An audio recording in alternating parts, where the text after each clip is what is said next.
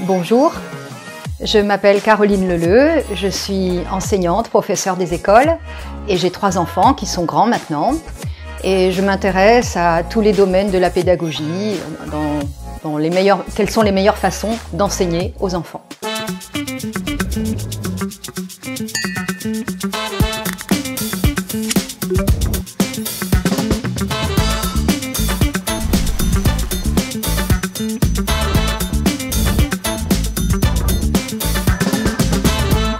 Le nom Tout en cartes vient du fait que je n'ai fait que des jeux de cartes, j'ai pas fait de jeux en bois, il n'y a pas de matériel supplémentaire à rajouter en plus des cartes. Donc ce sont des jeux qui sont très faciles à transporter.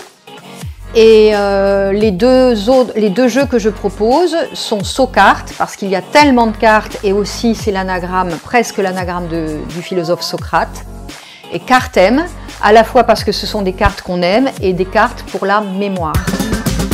Et j'ai décidé de me lancer dans la vente de ce jeu. Alors je n'ai pas vraiment étudié le marché, j'étais vraiment très naïve, j'étais enseignante, donc je me suis dit si ce jeu plaît tant mieux, si ce jeu ne plaît pas, c'est pas grave, au moins j'aurais essayé. J'ai investi environ 30 000 €, dont la moitié pour ce qui est la fabrication des cartes, parce que j'ai voulu un imprimeur, j'ai voulu le meilleur imprimeur de France, donc c'est Cartamundi. Et puis après, il y a le reste pour fabriquer un site internet, pour se faire connaître, pour démarcher, pour rencontrer des personnes qui sont susceptibles d'acheter, soit des particuliers, soit des entreprises qui souhaitent faire un cadeau à leurs clients ou à leurs employés.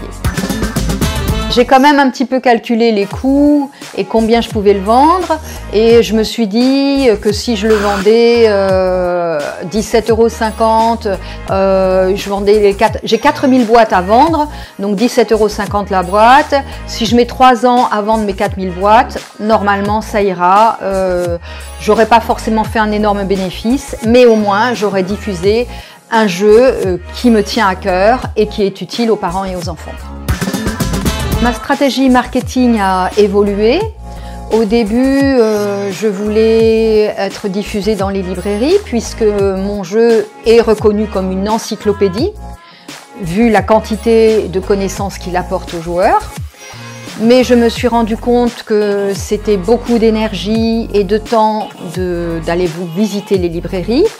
Donc je me suis j'ai changé ma tactique. À présent, je veux plutôt m'orienter vers une diffusion presque 100% Internet avec de la publicité Facebook et Instagram. Le produit est disponible bien sûr sur Internet, sur le site toutencarte.com et également dans de nombreux points de vente en Gironde et quelques autres points de vente en France puisque j'avais fait un petit peu un tour des librairies. Il y en a à Paris, il y en a sur la Côte d'Azur, mais bon, principalement Internet et Gironde. Je pense qu'il est indispensable aujourd'hui de communiquer via la vidéo sur les réseaux sociaux. Les utilisateurs de réseaux sociaux sont beaucoup plus impactés par une vidéo que par un texte, par une photo que par un texte, et tout cela doit être mis en valeur et doit être fait avec un grand professionnalisme. Je pense que la vidéo doit apporter un véritable contenu.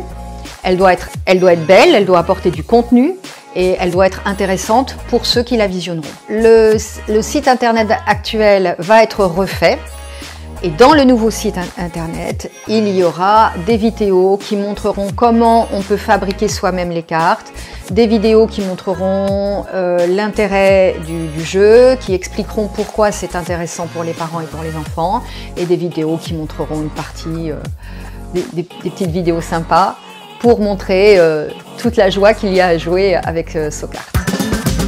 Les ventes connaissent un pic au mois de novembre-décembre, bien sûr, comme cadeau de Noël, et puis aussi un petit peu pendant les vacances.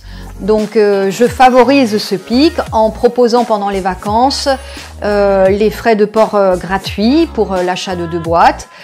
Et puis je réponds à la demande en étant beaucoup plus présente sur les marchés de créateurs pendant ces saisons-là.